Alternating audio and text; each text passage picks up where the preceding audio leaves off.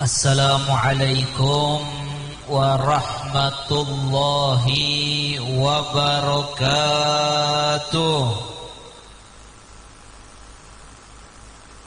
Alhamdulillah wassalatu wassalamu ala Rasulillah Sayyidina Muhammad ibn Abdullah wa ala alihi wa sahbihi wa man walah wala hawla wala quwwata illa billah. Rabbi shrah li sadri wa yassir li amri wa hlul 'uqdatan min lisani yafqahu qawli. Amin. Bismillah, masyaallah, la yasuqul khair illallah. Bismillah, masyaallah, la yasrifu su'a illallah. Bismillah, masyaallah, ma kana min ni'matin fa min Allah. Bismillah, masyaallah, la haula wa la quwwata illa billah. Yang saya hormati dan saya muliakan pada para habaib, para alim ulama, para kiai, para tokoh masyarakat, para sesepuh, dan juga kepada Bapak Kepala Desa, kepada para laskar, kepada seluruh hadirin dan hadirat yang dimuliakan oleh Allah Subhanahu wa ta'ala. Kami tidak menyebutkan nama satu persatu daripada para kiai yang hadir tanpa sedikit pun mengurangi rasa hormat dan takzim kami kepada beliau-beliau, seperti guru kami Kiai Haji Ali Salim, Masya Allah, mata'anallahu biduli hayatihi syarifah, dan para kiai yang lainnya, Kiai Saifuddin Surur, para kiai yang lainnya, seluruh hadirin yang dimuliakan oleh Allah, tuan rumah juga yang sangat dimuliakan oleh Allah. Siapapun yang menjadi tuan rumah, yang berusaha, tuan rumah Kiai Nur Hasan Siddiq dan keluarga besarnya, mudah-mudahan diberikan kemudahan oleh Allah Subhanahu wa ta'ala di dalam urusan duniawinya sampai akhiratnya, diberikan keberkahan hidup di dunia dan diberikan sa'adatul dunia wal akhirah, bahagia di dunia sampai di akhirat. Amin ya rabbal. Alhamdulillah, pada malam hari ini Masya Allah meriah dan cerah. Alhamdulillah. Alhamdulillah, masyarakat semangat, majelis semangat, Masya Allah, peringatan Isra wal Mi'raj. Karena kita cinta kepada Nabi Muhammad. Cinta tak cinta? Karena kita cinta kepada Nabi Muhammad, maka kita ikut berbahagia ketika Nabi Muhammad berbahagia. Malam Isra wal Mi'raj adalah satu malam yang paling membahagiakan bagi Nabi kita Muhammad sallallahu alaihi wa alihi wasallam, yang mana Allah Subhanahu wa ta'ala memberikan kepada Nabi Muhammad satu nikmat, kenikmatan tertinggi yang ada, yang tidak pernah diberikan kepada satu makhluk selain Nabi Muhammad sallallahu alaihi wasallam, yaitu ru'yah, melihat Allah Subhanahu wa ta'ala, yang mana la nabiyyun mursal wala malakun muqarrab, tidak ada nabi yang diutus oleh Allah, tidak ada malaikat siapapun yang diizinkan untuk melihat Allah, untuk bertemu secara langsung dengan zat Allah, kecuali Nabi Muhammad sallallahu alaihi wa alihi wasallam. Maka tidak ada momen yang lebih membahagiakan, yang lebih menyenangkan bagi hatinya Nabi Muhammad melebihi momentum ketika malam Isra, khususnya malam Mi'raj yang ada di bulan Rajab ini, yang menurut para ulama yang paling pendapat yang paling kuat itu terjadi pada malam 27 Rajab. Maka itu Nabi sangat bergembira, maka kita ikut bergembira dengan gembiranya Rasulullah. Kita hadir ke malam perayaan Isra Mi'raj, norok gembira dengan gembiranya Rasulullah. Insya Allah kita nanti juga akan bisa melihat bisa Habib, orang hamba dia biasa seperti saya melihat zatnya Allah. Kalau sekarang belum mati, tidak mungkin. Tidak mungkin. Makanya ini perlu kami terangkan, kalau ada orang yang ngaku pernah ketemu orang kosan-kosan sambut-sambut mon beda orang aku pernah melihat Allah, itu orang sesat, bahkan boleh disebut kafir. Sesat boleh disebut kafir. Kalau Imam Qadiyah mengatakan, Al-Imam Qadiyah rahimahullah fi Syifa, dalam kitab beliau Asy-Syifa bi Ta'rifi Huquqil Mustafa, beliau mengatakan wa kadzalika nukaffir, dan demikianlah kami mengkafirkan, kata Imam Qadiyah. Dan kalimat Imam Qadiyah ini juga dinukil oleh Hadratus Syekh Ki Haji Hasyim Asy'ari radhiyallahu taala, kata beliau wa nukaffir, dan kami mengkafirkan, telah kafir, keluar dari Islam, manidda'a mujalasatullah, siapa orang yang mengaku pernah duduk, berkumpul, bertemu Allah. Kalau ada orang mengaku begitu, dia bukan Nabi Muhammad, bohong, kafir, sesat. Jelas? Saya tanah ada di tempat saya di Malang, ada satu orang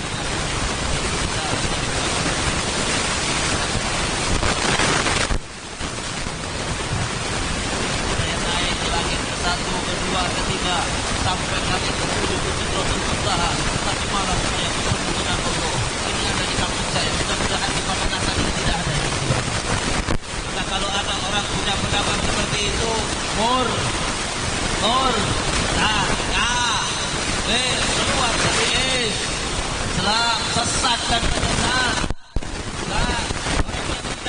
Orang yang mengaku bahwa dia urut ila sama, bisa naik langit 1, 2, 4, 5.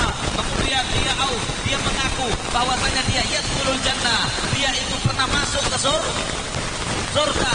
Oh, tadi malam saya jalan-jalan. Kemana jalan-jalan? Jalan-jalan ke surga. Ada juga. Oh, saya sudah pernah ke surga. Satu malam saya pergi ke surga. Kemudian saya makan buah-buahan surga. Atau dia mengaku, kata Imam Qadiyah, yu'atim huril ain, mencoba bidadarinya surga. Maka orang yang seperti ini sesat, murtad, kafir menurut Al-Imam Qadiyah dan menurut ijma'il muslimin. Kenapa? Dikarenakan yang bisa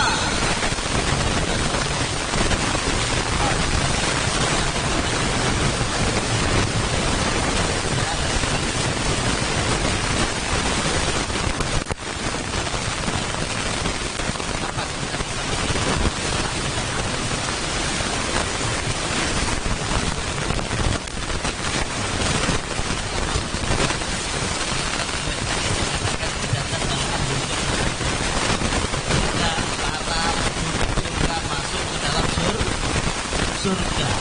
Mereka masuk surga, maka kemudian mereka akan ditanya, aturiduna syai'a zidkum, hei para penduduk surga, mau tidak mau kalian ditambahkan bonus kepada kalian, ditambahkan kenikmatan lebih kepada kalian. Maka para penduduk surga mengatakan, cukup ya Allah, apalagi ya Allah, Engkau telah memutihkan wajah kami dan memasukkan kami ke dalam surga, menyelamatkan kami dari neraka, maka ya Allah, cukup ya Allah. Maka kemudian ketika mereka mengatakan seperti itu, fakusibal hijab, dibukalah hijab sehingga fanadharu ila rabbihim, sehingga orang-orang yang ada di dalam surga tanpa dipikirkan, tanpa dihayalkan, saat itu mereka ketika hijab dibuka, mereka melihat kepada Tuhan mereka, melihat kepada zat Allah yang selama ini kita sembah, Allah yang selama ini mencipta, Allah yang selama ini kita berdoa kepada Allah Tuhan yang menciptakan kita. Saat itu nanti ada saatnya insya Allah kita melihat kepada Allah. Maka ketika orang-orang dalam surga melihat kepada zatnya Allah, maka Nabi mengatakan bahwa utu syai'an ahab ilaihim minan nadhari ila rabbihim, maka tidaklah mereka diberikan kenikmatan di surga dari kenikmatan bidadari, kenikmatan makanan surga, semua kenikmatan di surga itu ternyata tidak ada apa-apa kenikmatannya dibandingkan dengan nikmat melihat Allah. Nikmat melihat Allah adalah nikmat yang terbesar. Kemudian orang-orang yang melihat Allah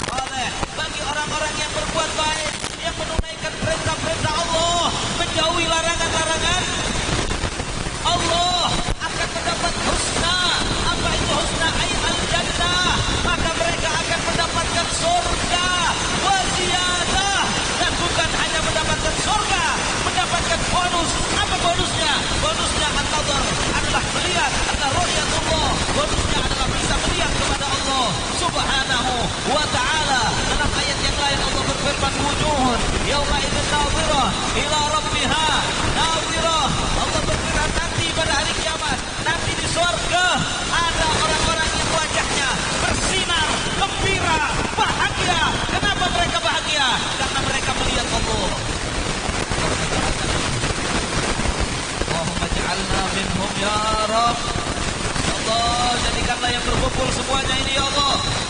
Mereka tinggalkan rumah mereka ya Allah, datang ke tempat ini ya Allah. Siapapun yang menyukseskan acara yang mulia ini ya Rabb.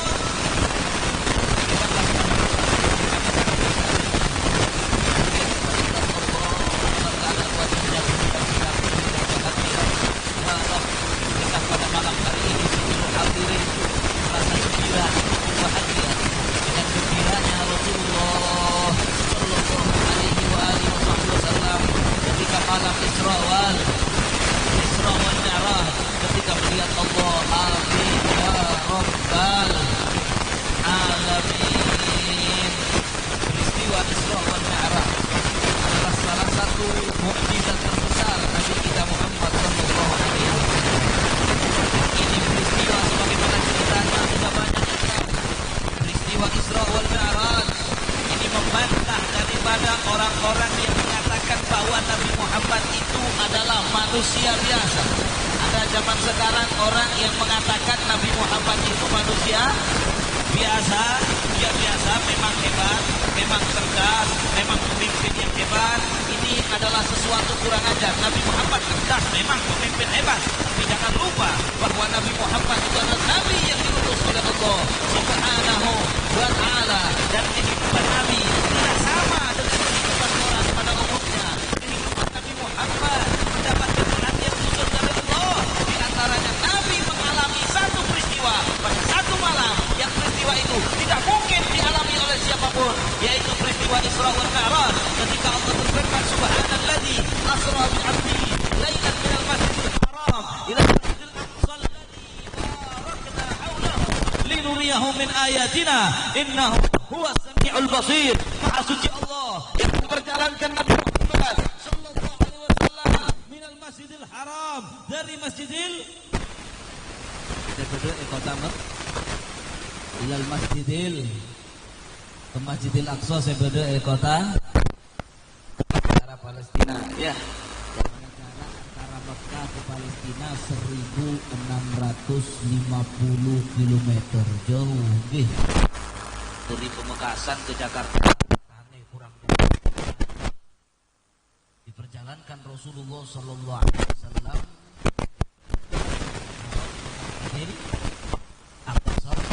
lailan, hanya dalam satu malam. Masuk akal tak masuk akal? Masuk tak masuk? Katanya Abu Jahal nggak masuk akal. Katanya Abu Jahal tidak masuk akal.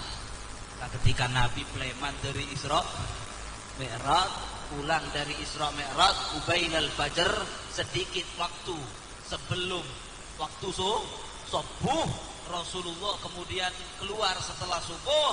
Nabi menyampaikan, subhanallah, kok subhanallah, Nabi Sulaiman Isra Mi'raj itu pertama ketemu Abu Jahal. Pertama ketemu langsung ketemu Abu Jahal. Kok subhanallah, Abu Jahal itu langsung tanya kepada Nabi dengan nada istihza. Apa istihza bahasa Maduranya? Congoco, dengan nada congoco. Yang tanya Abu Jahal, "Hei Muhammad, ada berita apa wahai Muhammad? Ada berita baru, ada gosip baru wahai Muhammad?" Dengan niat istihza. Maka Rasulullah mengatakan, "Oh iya, ada berita baru. Saya diperjalankan oleh Allah Subhanahu wa Ta'ala." Abu Jahal tanya, "Kap diperjalankan kemana wahai Muhammad?" "Usriya bi al-lailah ila Baitul Maqdis." "Ke Baitul Maqdis, ke Palestina tadi malam." "Iya, wal'an anta baina dhahranaina." Sedangkan sekarang kamu sudah di sini di Mekah. "Iya," kata Rasulullah sallallahu alaihi wasallam. Gembira Abu Jahal, maaf Abu Jahal. Gembira. Kenapa gembira? Dia menganggap ini adalah celah untuk menjatuhkan Rasulullah. Maka Abu Jahal mengatakan, "Ya Muhammad, mau gak kalau seandainya saya undang orang di Mekah ini semua? Saya kumpulkan." Abu Jahal jadi panitia pengajian satu kali di Sumur Hidup. Jadi Abu Jahal yang mengumpulkan masyarakat, "Wahai Muhammad, mau tidak saya kumpulkan ini orang Mekah? Setelah saya kumpulkan nanti kamu bicara kepada mereka. Kalau tadi malam kamu berangkat ke ke Masjidil Aqsa, ke Baitul Maqdis, sekarang kamu sudah ada di Mekah lagi. Gak apa-apa ya. Rasulullah bilang silahkan. Akhirnya Abu Jahal keliling, monceng orang kafir. Ya ahla Mekah, hei orang-orang Mekah, Muhammad yukallimkum, Muhammad mau bicara kepada kalian. Heran orang-orang Mekah, mimpi apa Abu Jahal ini? Biasanya memusuhi Rasulullah, biasanya selalu berkata-kata kasar kepada Nabi Muhammad, menghalangi dakwahnya Nabi Muhammad. Kok malah panggil-panggil orang untuk mendengarkan daripada bicaranya Rasulullah sallallahu alaihi wasallam. Niatnya jelek. Maka ketika dikumpulkan seluruh orang Mekah, Abu Jahal bertanya, "Muhammad, silahkan sekarang kamu cerita. Tadi malam kamu sama Tuhan kamu diperjalankan kemana?" Nabi mengatakan dengan tegas, "Saya diperjalankan tadi malam ke Masjidil Aqsa, Baitul Maqdis di Palestina." Langsung orang-orang Mekah ada yang pegang cetak, ada yang mengatakan, "Aduh, hampir saya percaya kepada kamu wahai Muhammad. Tapi ketika kamu sudah seperti ini udah nggak waras, mana mungkin.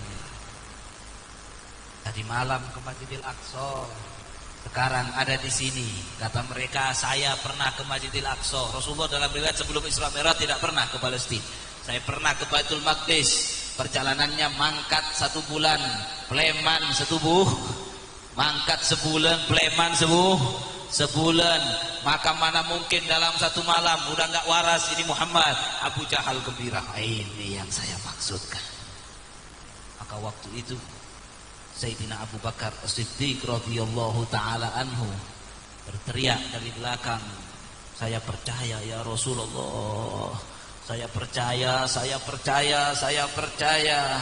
Maka orang-orang Mekah mengatakan, "Ya Abu Bakar, hai Abu Bakar, apakah kamu percaya kepada omongan yang tidak masuk akal ini? Sekarang ada di Mekah, tadi malam ada di Baitul Maqdis. Waktu itu belum ada pesawat, belum ada mobil. Waktu itu naik unta yang paling cepat. 1 bulan perjalanan. Sekarang ada di sini." Kata Sayyidina Abu Bakar As-Siddiq, "Demi Allah, seandainya Rasulullah mengatakan yang lebih jauh dari itu, saya percaya. Jangankan Nabi Muhammad tadi malam diperjalankan oleh Allah ke Baitul Maqdis, sedangkan saya percaya ada khabar yang turun dari langit pagi dan siang. Saya percaya, saya percaya." Maka Rasulullah tersenyum dan mengatakan, "Anta Siddiq, engkau adalah Siddiq." Karena peristiwa inilah Sayyidina Abu Bakar akhirnya mempunyai julukan dari Rasulullah sallallahu alaihi wasallam, julukan pujian. Akhirnya kita mengenal Sayyidina Abu Bakar As-Siddiq radhiyallahu taala anhu. Akhirnya ada yang ngomong sama Nabi, "Ya Muhammad, kalau benar kamu tadi malam ke Baitul Maqdis, tolong ceritakan kepada kita. Baitul Maqdis itu gimana? Posisinya dekat gunung apa jauh? Pintunya bagaimana? Jendelanya bagaimana?" Nabi kelopain. Karena Nabi bukan pengamat arsitektur bangunan. Waktu Nabi masuk Masjidil Aqsa, di situ ketemu apolong Nabi Ibrahim, apolong Nabi Musa, ketemu Nabi Isa. Nabi nggak memperhatikan pintunya, bangunannya.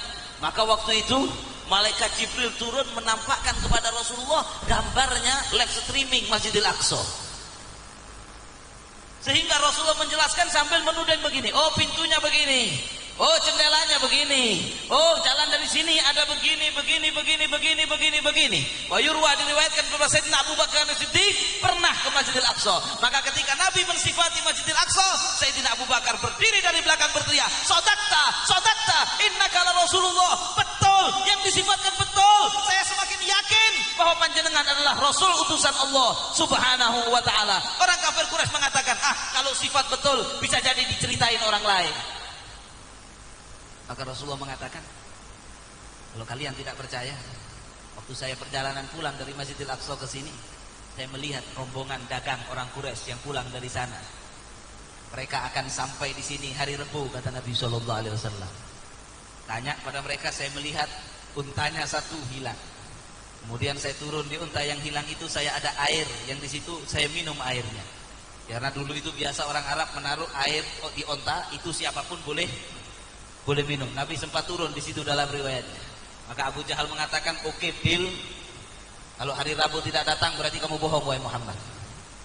Akhirnya singkat cerita, pada hari Rabu masyarakat Mekah menunggu sampai menjelang terbenamnya matahari, rombongan itu tidak datang. Abu Jahal sudah merasa gembira. Ternyata menjelang terbenamnya matahari rombongan itu datang.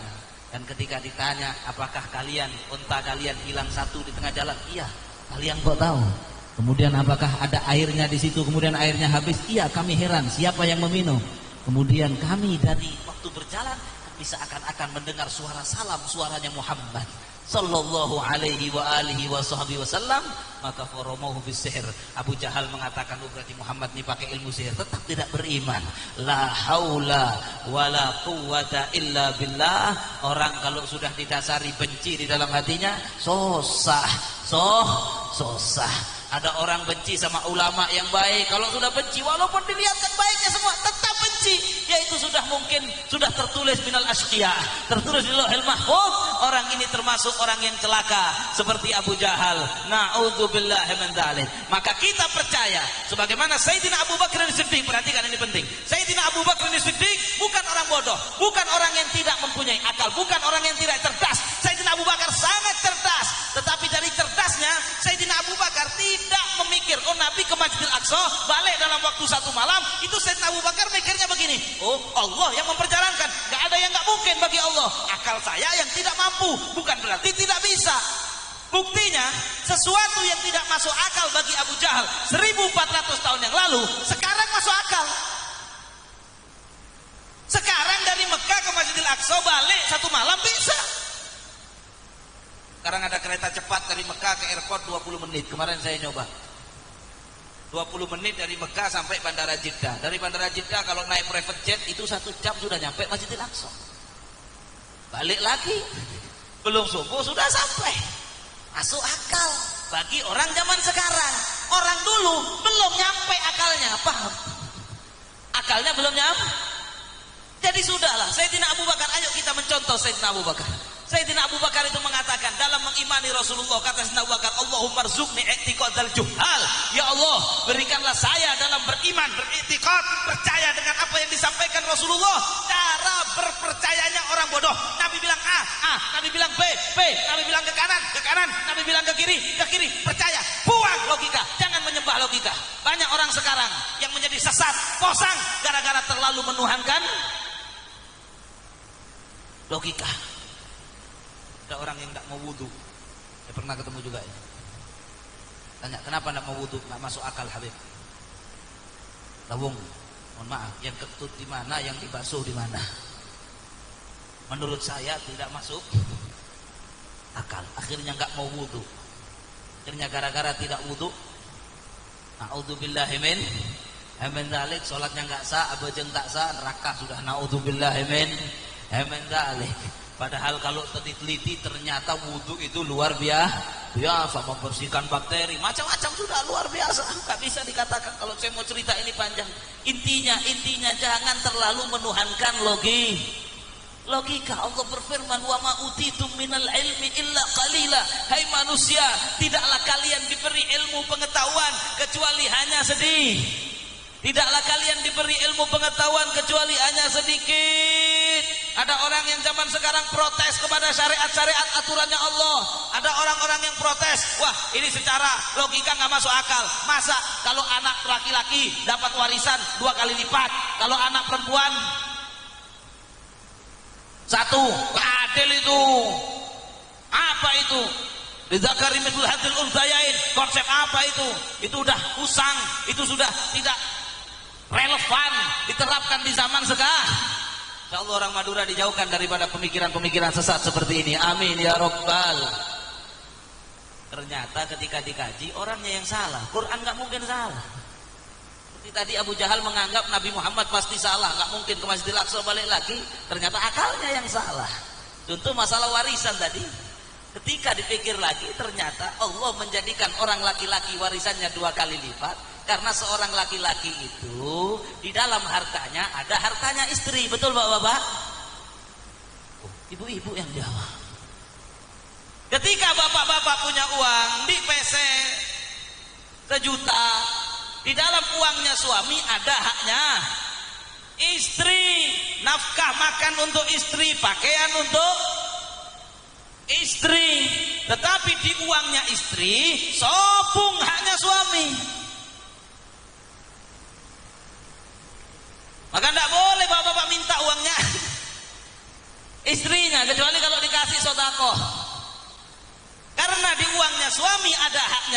ada haknya anak, maka seorang lelaki warisannya 2 kali lipat. Adil tak adil?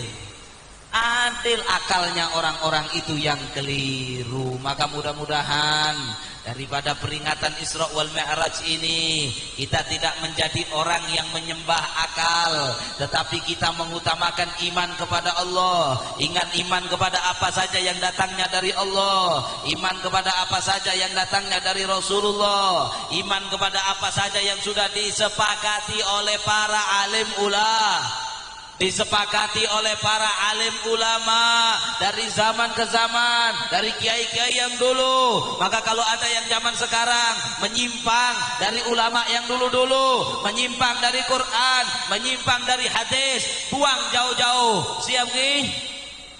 Macam-macam. Ada yang bilang Rasulullah manusia biasa, ada yang bilang Rasulullah sama Allah sederajat. Ini juga gila juga. Ada yang bilang orang kalau istrinya haid dikumpulin nggak apa-apa. Oh, tetap wajib sholat.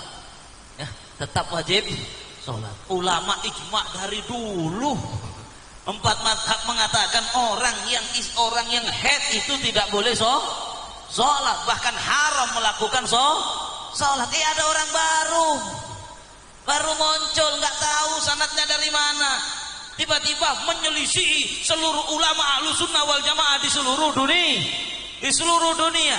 Maka ingat, Nabi pernah berpesan jauh-jauh hari. Rasulullah sallallahu alaihi wasallam pernah berpesan, iftaraqatil yahud ala 71 firqah wa iftaraqatil nasara ala 72 firqah wa sataftariqu ummati ala 73 firqah kulluha finnar illa wahidah. Kata Nabi, umat Yahudi terpecah belah menjadi 71 golongan, Nasara terpecah belah menjadi 72 golongan, sedangkan umat Nabi Muhammad, umat Islam terpecah belah menjadi 73 sekte, pahaman-pahaman yang berbeda-beda, yang mana dari pemahaman akidah yang berbeda-beda. Kullu afinar, semuanya masuk neraka illa wahidah, kecuali yang selamat satu.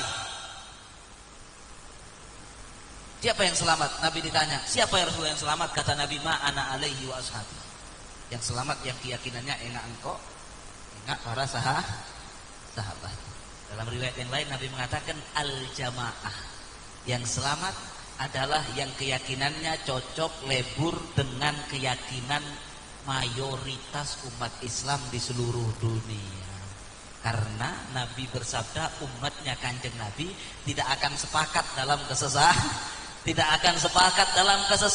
Kalau kalian bingung, ada aliran begini, aliran begitu, aliran begini, mana yang benar? Maka kata Nabi sallallahu alaihi wasallam, fa'alaikum bisawadil a'zam, maka hendaklah kalian mengikuti keyakinan mayoritas umat Islam di seluruh dunia.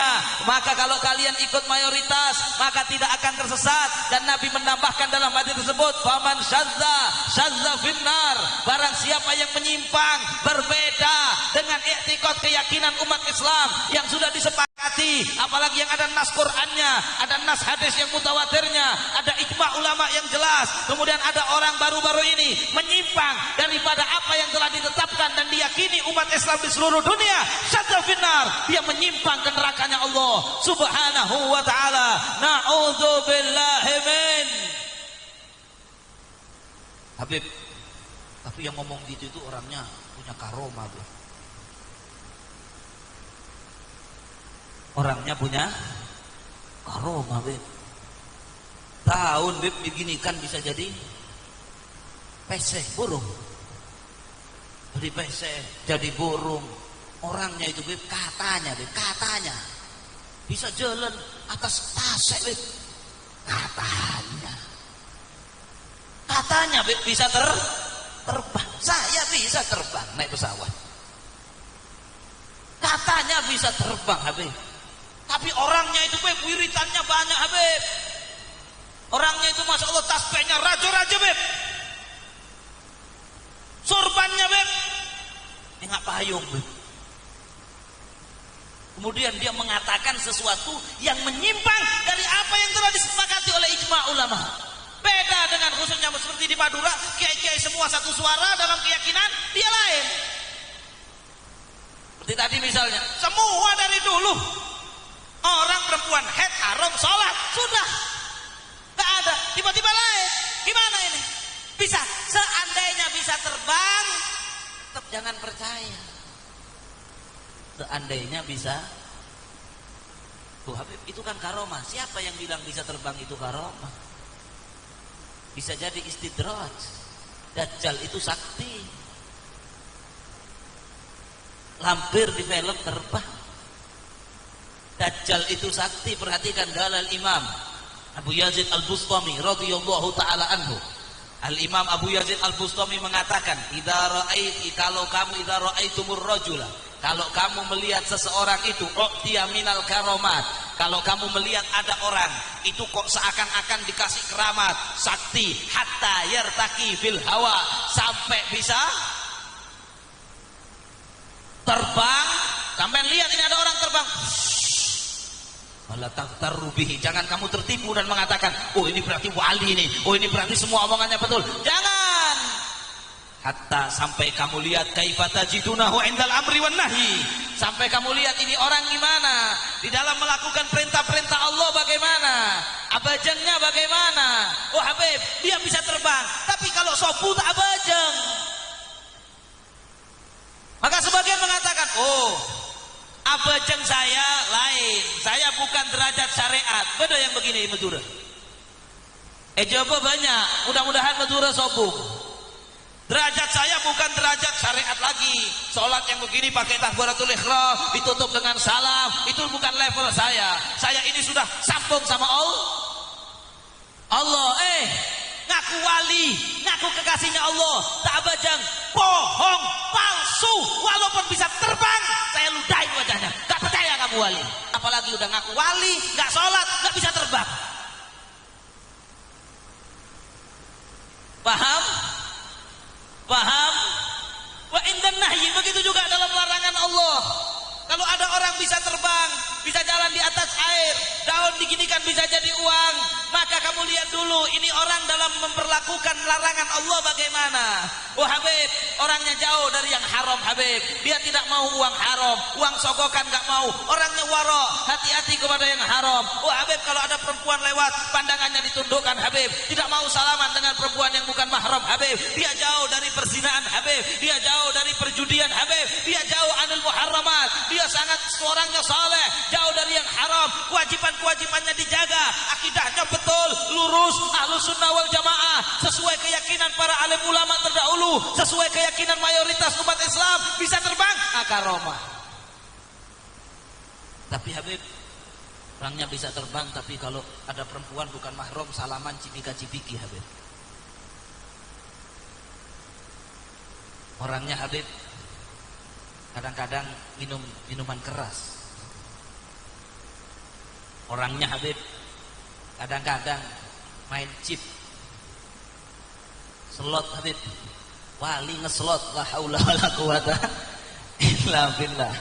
Habib orangnya suka bohong. Nah ini lagi penanda bohong itu dilarang keras oleh Allah. Habib orangnya suka bohong, kadang bicara A ternyata B, kadang bicara B nggak sesuai fakta Habib. Maka bagaimana dia bisa terbang? Jangan kamu tertipu, itu bukan wali. Walaupun bisa terbang, adapun dia bisa terbang itu istidraj dari Allah. Itu adalah ilmu, mungkin mereka bersepakat dengan setan, mereka bekerja sama dengan setan sehingga bisa punya ilmu hitam membuat dia bisa terbang. Sungguh di sisi Allah tidak ada sesuatu kemuliaan sama sekali daripada itu. Tetapi seorang mukmin yang bertakwa, yang akidahnya benar, tidak menyimpang dari akidah mayoritas umat Islam, sesuai dengan akidah kiai-kiai zaman dulu, sesuai dengan akidah ahlus sunnah wal jamaah, kemudian taat dalam menunaikan perintah-perintah Allah, taat dalam menjauhi larangan-larangan Allah, itulah orang yang punya derajat yang tinggi di sisi Allah, yang dicintai oleh Allah, walaupun nggak bisa terbang, walaupun nggak bisa jalan di atas. Diceritakan dulu Al-Imam, ini akhirnya nggak cerita Isra Mi'raj, gara-gara ada yang bisikin saya tadi. Bukan Kiai, bukan lain. Ada Al-Imam Junaid Al-Baghdadi radhiyallahu taala anhu. Imam Junaid itu orang alim luar biasa, nggak seneng menampakkan keramat. Makanya kalau ada orang ngaku-ngaku punya keramat itu diragukan biasanya. Imam Junaid Al-Baghdadi ngajar, jarang pernah cerita keramat, jarang menunjukkan karamah. Suatu saat datang orang non muslim dari negara lain yang nggak punya rambut itu, datang ke Irak, tiba-tiba membuat atraksi terbang di pasar. Banyak. Maka waktu itu masyarakat di pasar bingung, wah tuh ini kok bisa terbang, jangan-jangan agamanya dia yang benar, lebih hebat dia daripada agama kita. Akhirnya ada yang lari ke rumahnya Imam Junaid. Wahai imam, imam, wahai imam, masalah besar imam, di pasar ada masalah besar, ada begini-begini. Imam Junaid datang ke pasar, dilihat itu orang terbang. Imam Junaid ambil sandalnya, dilempar. Subhanallah, sandal beliau dipukul satu-satu kepalanya itu. Jatuh semuanya. Setelah jatuh, Imam Junaid ambil sandalnya. Ini diceritakan di kitab-kitab salah. Imam Junaid ambil sandalnya lagi, sambil Imam Junaid mengatakan, sudah, jangan bingung sama yang gini-gini. Taati perintah Allah, jauhi larangan Allah. Tetaplah kalian kekal dalam keyakinan Islam Ahlus Sunnah wal Jamaah. Al-Imam Syekh Abdul Qadir Al-Jailani, kutub daripada pemimpin daripada seluruh wali. Sebagaimana kita ketahui ketika beliau salat di dalam satu malam yang gelap, tiba-tiba ada suara, "Hai Abdul Qadir, sekarang engkau sudah diangkat daripada semua kewajiban, wahai Abdul Qadir. Engkau sudah mencapai derajat yang tinggi, tidak perlu lagi melakukan kewajiban, enggak perlu abajang, enggak perlu abasah, enggak perlu zakat, zina tak napa, judi tak napa, minum khamr tak napa. Silahkan, karena engkau sudah memiliki derajat yang sangat tinggi." Suara itu mengeluarkan cahaya. Syekh Abdul Qadir ambil sandalnya, dilempar cahaya itu, mengatakan, "Ihsya ya la'in, pergi kamu wahai yang terlaknat." Syekh Abdul Qadir tahu ini orang alim. Pergi kamu orang yang terlaknat. Setan tidak mungkin orang menyuruh saya meninggalkan yang wajib, melakukan yang haram, kecuali Syekh. Tapi coba zaman sekarang, sampai yang sholat malam tiba-tiba pas lampu mati kayak tadi ada cahaya. Hei Zain Ba'bud, kamu sudah jadi wali, sekarang enggak sholat enggak apa-apa, alhamdulillah. Sekarang kamu boleh zina, alhamdulillah. Bahkan enggak nunggu cahaya sudah begitu, saya sudah sampai derajat yang begini, enggak perlu lagi melakukan. Ala kulli hal, mudah-mudahan Madura, Pamekasan dan sekitarnya diselamatkan oleh Allah dari pemikiran-pemikiran yang sesat. Kalau ada orang yang pemikirannya sesat seperti itu, kita doakan dapat hidayah. Kalau didoakan dapat hidayah, enggak dapat hidayah, mudah-mudahan cepat dicabut nyawanya sama yang kuasa, biar enggak menyesatkan orang banyak, biar tidak menyesatkan orang banyak. Sebelum saya tutup, karena tadi niat cerita Isra Mi'raj sedikit saja, enggak banyak-banyak ya. Sebelum saya tutup, karena tadi saya niat cerita Isra wal, cuman gara-gara bisikan temanya berubah. Ala kulli hal, ketika Nabi SAW Isra wal Mi'raj, saya enggak cerita detail. Waktu itu Nabi sempat masuk ke dalam surga. Sebelum itu Nabi waktu Mi'raj itu naik ke langit dari Masjidil Aqsa. Itu Nabi disambut oleh para anbiya. Di langit pertama disambut Nabi Allah Adam alaihis salam. Jadi Nabi Adam, kata Nabi, tingginya 30 dira, tingginya 30 dira. Disambut lagi di langit yang kedua Nabi Isa alaihissalam dengan Nabi Yahya alaihissalam. Rasulullah menceritakan Nabi Isa dan Nabi Yahya itu rambutnya panjang sebahu lebih, lurus, orangnya kulitnya putih kemerah-merahan, mirip antara Nabi Isa dan Nabi Yahya. Kemudian Rasulullah naik ke langit yang ketiga. Di langit yang ketiga disambut oleh, kalau ini bukan cerita bohong, ini disepakati daripada hadis-hadis yang sangat kuat derajatnya, disepakati oleh mayoritas umat Islam. Maka sampai di langit yang ketiga, Rasulullah Shallallahu Alaihi Wasallam disambut oleh Nabiullah Yusuf alaihis. Ini mau saya ceritakan sedikit. Setelah ini selesai, jangan khawatir, 5 menit lagi selesai ya. Apa tadi? Disambut Nabi Yusuf alaihis. Ketika Nabi Yusuf alaihissalam, Nabi melihat Nabi Yusuf itu gantengnya luar biasa. Nabi mengatakan Nabi Yusuf diberi ketampanan seakan-akan separuh kegantengannya orang satu dunia dikasihkan Nabi Yusuf. Dan riwayat yang lain, Allah menciptakan kegantengan itu 100%, yang 50 dikasih Rasulullah, 25% dikasih Nabi Yusuf, yang 25% dikasihkan orang laki-laki dari mulai zaman Nabi Adam sampai setia. Jadi kalau sampean merasa ganteng cuma dapat 0,000,000 sekian persen. Singkat cerita, Nabi naik langit yang keempat, disambut Nabi Idris. Naik langit yang kelima, disambut Nabi Allah Harun. Rasulullah menceritakan Nabi Allah Harun jenggotnya panjang, separuh warna putih, separuh warna hitam. Disambut Nabi Allah ke-6, disambut langit ke-6, disambut Nabi Musa. Langit yang ke-7, disambut Nabi Ibrahim. Di situ Nabi Ibrahim berpesan kepada Rasulullah, sebenarnya panjang ceritanya. Nabi Ibrahim berpesan kepada Rasulullah, ya Rasulullah, perintahkanlah umatmu untuk menanam tanaman-tanaman surga. Apa tanaman surga? Yaitu membaca la haula wala quwata illa billah, memperbanyak membaca la haula wala quwata illa billah. Dalam riwayat yang lain subhanallah walhamdulillah wala ilaha illallah wallahu akbar. Ayo ini sering-sering kita baca. Kemudian Rasulullah dari situ, kemudian pada akhirnya yang ingin saya ceritakan, Nabi mau masuk ke dalam surga. Ini yang mau saya ceritakan. Ketika Nabi mau masuk surga, ini saja satu poin. Itu di pintu surga ada tulisannya. Agak aneh tulisannya. Apa tulisannya?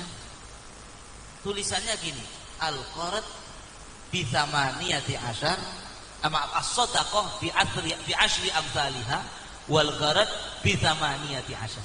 Tulisan di pintu surga itu begini: memberikan sedekah pahalanya dikali lipatkan 10 kali lipat, memberikan pinjaman dikali lipatkan 18 kali lipat. Belum belas kali lipat. Sedekah 10 kali lipat, memberi pinjaman uang 18 kali lipat. Maka Nabi bertanya kepada malaikat Jibril malam Isra Mi'raj, ya Jibril, ma balul gharad afdal minas sedekah? Wahai Jibril, kenapa memberi pinjaman kok bisa lebih afdal daripada memberi sedekah? Kata malaikat Jibril, iya ya Rasulullah, dikarenakan orang kalau hutang itu pasti karena kepepet. Betul apa tidak? Montak kepepet tidak cari pinjaman. Kalau ada orang nggak kepepet cari pinjaman, orang gila neganya mana?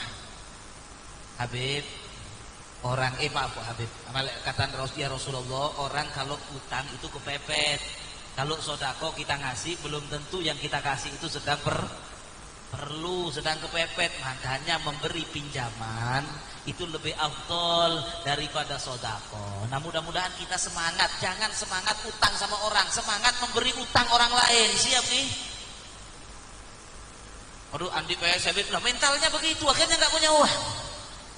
Yang semangat kalau ada saudaranya, tretannya, familinya, tetangganya yang sedang memerlukan bantuan pinjaman, kita semangat kasih pinjaman. Oh iya Habib, saya begitu memang Habib. Tapi kalau pinjam 1 juta nanti kembalinya 1.200.000. Oh masuk neraka sampai ya. Masuk neraka, bisa pindah dari jahannam khalidan. Apa itu orang yang makan riba itu karena ada di ayatnya di alam Al-Qur'an ya. Barang siapa yang berhenti fa amru ilallah faman ada fa ulaika ashabun nar hum fiha khalidun na'udzubillahi min dzalik. Tapi kalau kita pinjamkan ikhlas 1 juta, kembalinya juga 1 juta tanpa ada bunganya, itu pahalanya lebih afdol dari sedekah. Habib, tapi kadang kalau saya pinjamin bayarnya molor deh. Betul.